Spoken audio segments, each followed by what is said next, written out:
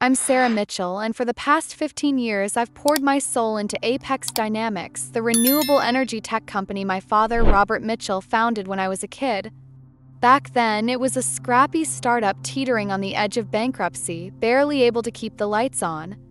I was the one who changed that. 24, fresh out of Stanford with an MBA and a chip on my shoulder, I took the reins and turned Apex into an empire worth $80 million. International contracts with solar giants in Europe, cutting-edge battery storage tech, bold expansions into Asian markets, every milestone bore my fingerprints. I didn't just save my father's dream, I made it a titan in the green energy world. Apex Dynamics wasn't just a company to me, it was my life, my proof that I could outshine every doubt cast my way. But that night, everything I'd built was threatened in a single moment. We were at the Waldorf Astoria, celebrating Apex's latest triumph, a $50 million deal with a German energy conglomerate. The grand ballroom glittered under crystal chandeliers, the air thick with the clink of champagne flutes and the hum of power brokers schmoozing. I stood at the head table, my black gown catching the light, feeling like I'd finally earned my place. Investors toasted me. Board members nodded approvingly. For once, I let myself believe my father saw me, not just as his daughter, but as the leader who'd carried his legacy to heights he'd never imagined. Then he stood up. Robert Mitchell, with his silver hair and commanding presence, raised his glass. The room fell silent, every eye on him. I expected a speech about our success, about my success.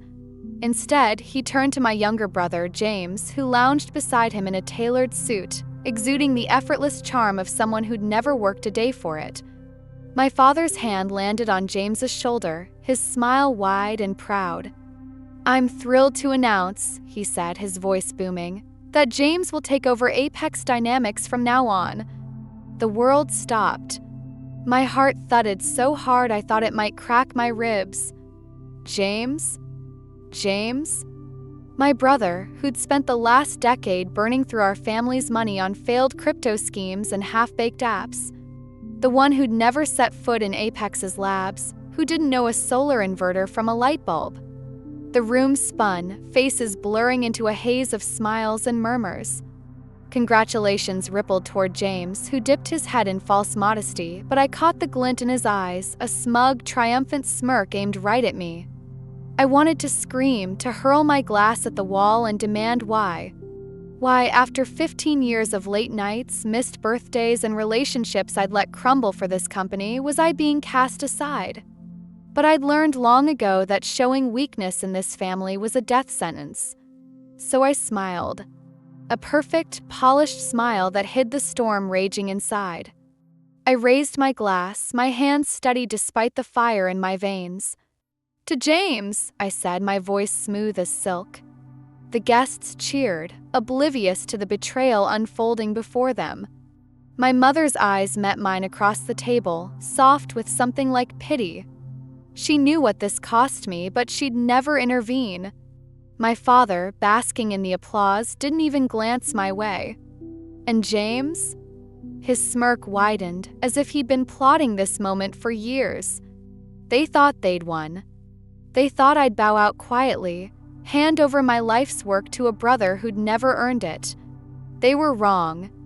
That night, as the city glittered beyond the ballroom, I made a vow: Apex Dynamics was mine, and no one, not my father, not James, would take it from me. Thank you so much for watching this video. We'd love to know, which country are you watching from? Leave us a comment below and let us know.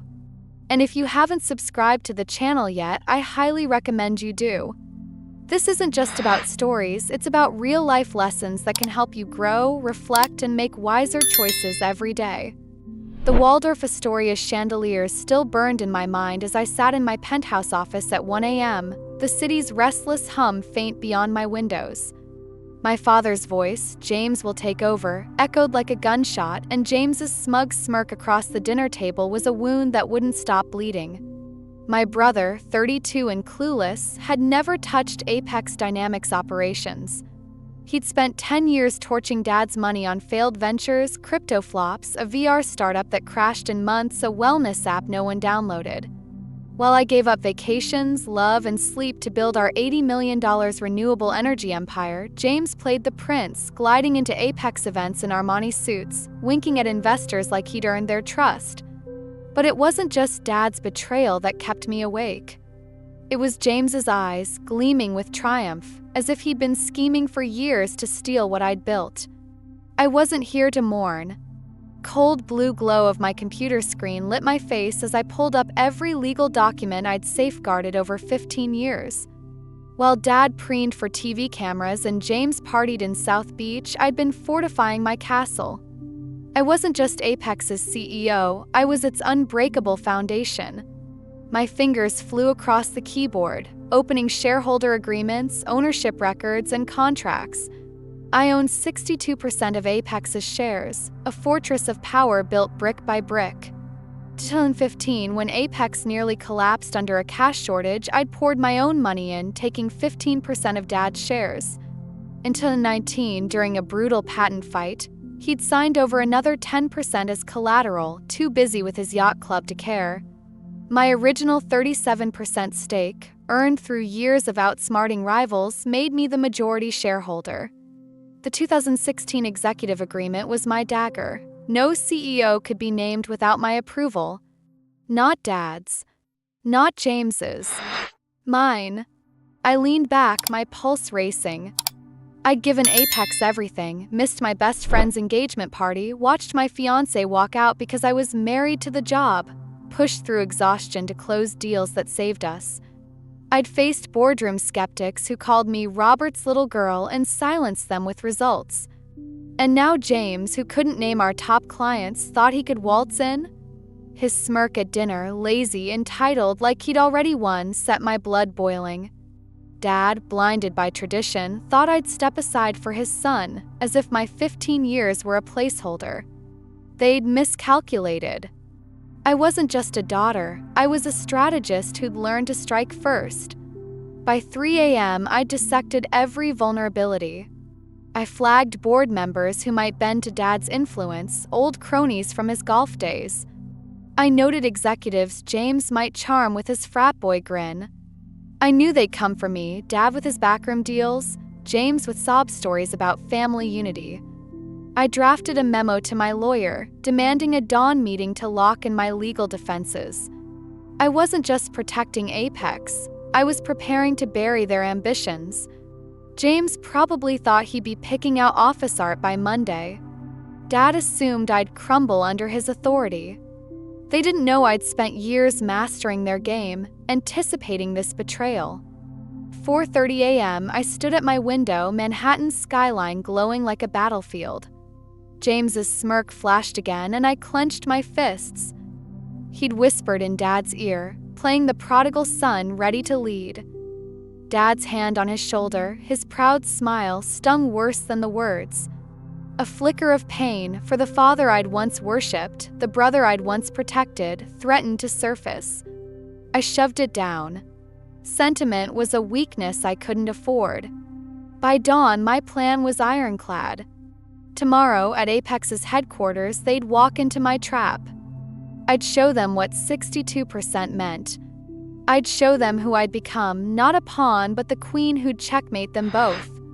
The morning sun sliced through Manhattan's skyline, glinting off the glass walls of Apex Dynamics headquarters. I stood in my corner office, the city sprawling below, but the view offered no comfort. The air inside was thick with tension, the kind that hums before a storm breaks. Whispers of my father's announcement at last night's gala had spread like wildfire through the polished halls. Employees darted glances my way, their voices hushed. Senior executives, usually so eager to curry favor, avoided my eyes in the elevator. They sensed the shift, the betrayal hanging like a guillotine. I didn't care about their pity or their gossip. I was here for one thing, to defend what was mine. 10 minutes before the meeting with my father, Robert, and my brother, James, I sat at my desk, the weight of 15 years pressing against my chest. I opened my laptop and pulled up the 2016 Executive Shareholder Agreement, my shield and sword.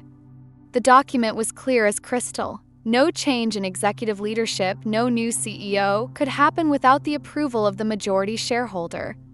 That was me with my hard-won 62% stake. I'd built this fortress not because I'd expected betrayal, but because I'd learned never to trust power to chance. I scanned the clauses one last time, my heart steady but my mind razor-sharp. This wasn't just a meeting. It was a battlefield, and I was ready. At exactly 9 a.m., the door swung open without a knock. My father strode in first, his silver hair catching the light, his posture regal like a king claiming his court. James followed, his navy brioni suit pristine, his grin dripping with the arrogance of someone who thought he'd already won. They moved like conquerors, expecting me to bow. I didn't stand to greet them. Instead, I leaned back in my chair, my expression calm, my eyes cold. "Sarah," Dad began, his voice heavy with the authority he'd wielded over me my whole life, "we need to discuss the transition. James will take over as CEO. You'll help him get up to speed before stepping aside." The words landed like a slap. James's lips twitched into a smirk, his eyes glinting with triumph. He leaned against the wall, arms crossed, as if he'd already moved into my office. I let the silence stretch, savoring their confidence. Then I pressed a button on the remote. The wall-mounted screen flickered to life, displaying the 2016 shareholder agreement in bold black and white. "Dad," I said, my voice smooth but edged like a blade, "there's a small problem. You don't have the power to decide who's CEO. I do. I hold 62% of Apex's shares. You? 20%. James?" I turned to him, my smile sharp.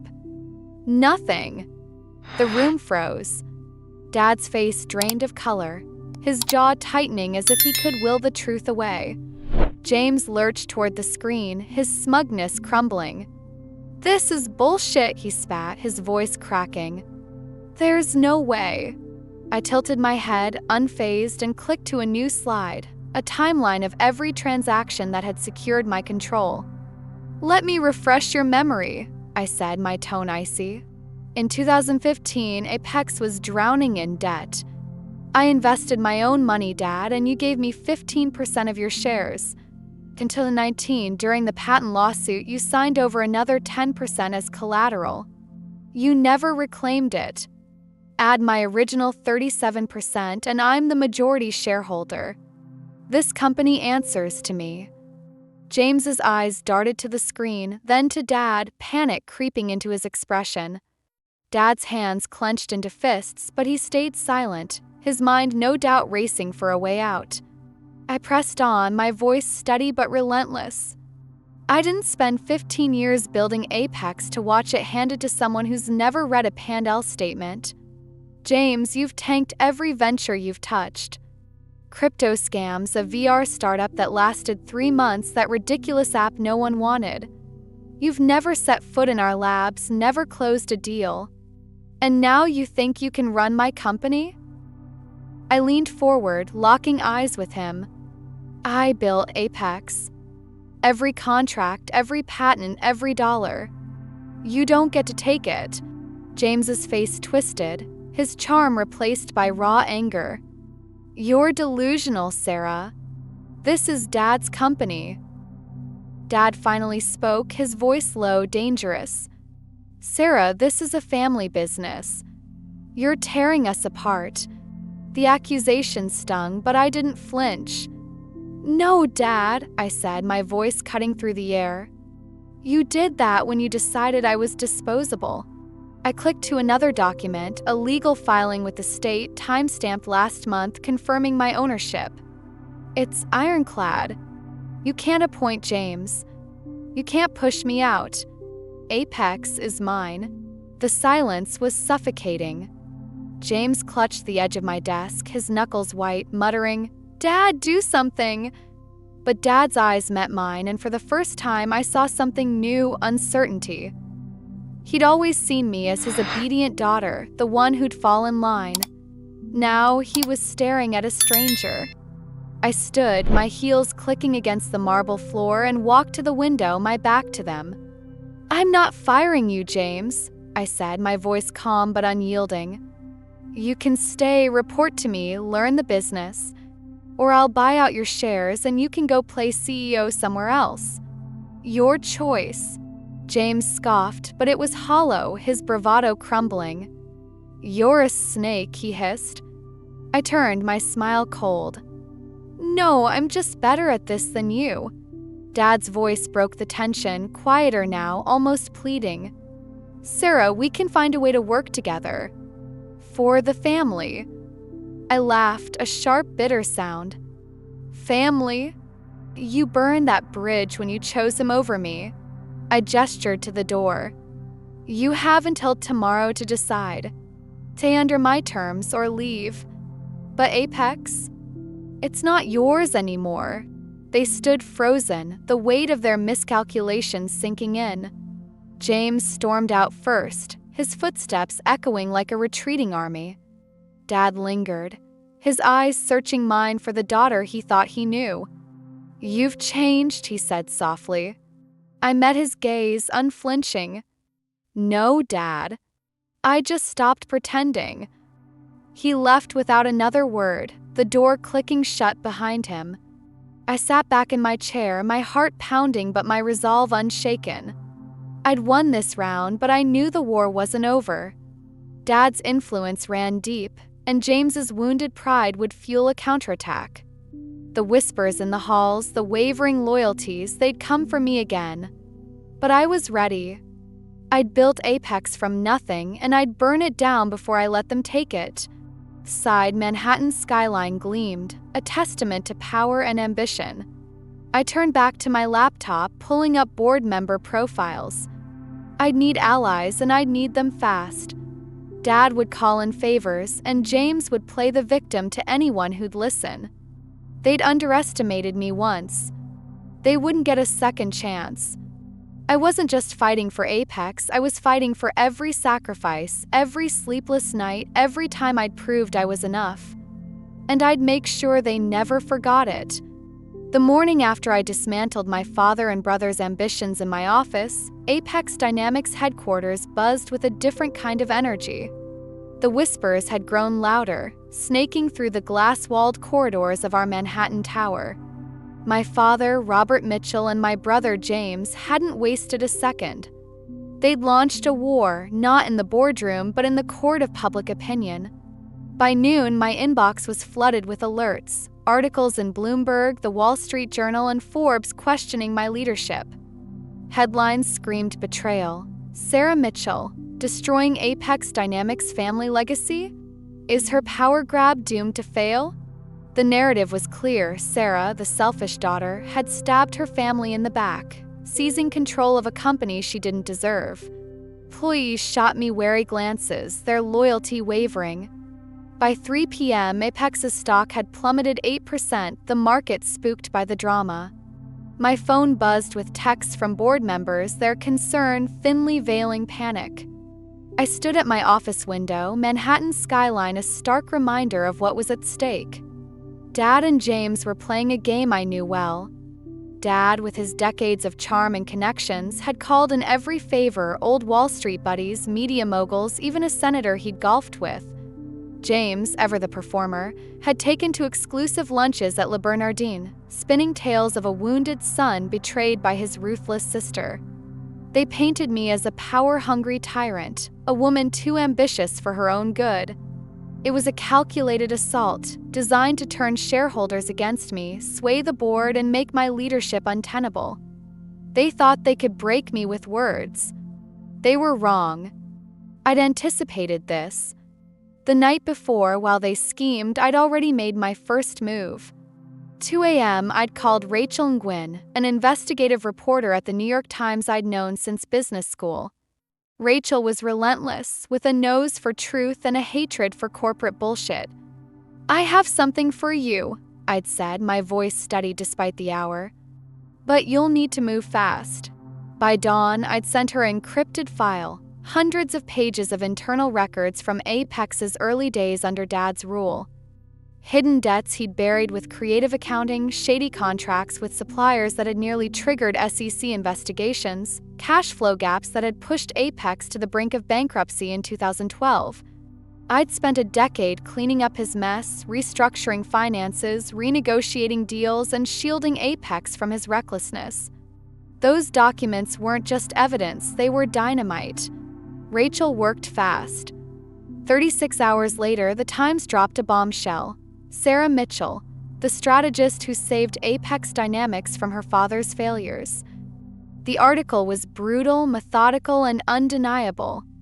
Praised my leadership, 350% revenue growth, 5-fold international expansion, patents that redefined solar storage as the reason Apex thrived. It exposed Dad's mismanagement, a $10 million loan he'd defaulted on, a supplier kickback scheme he'd ignored, a tax dodge that had cost millions in penalties.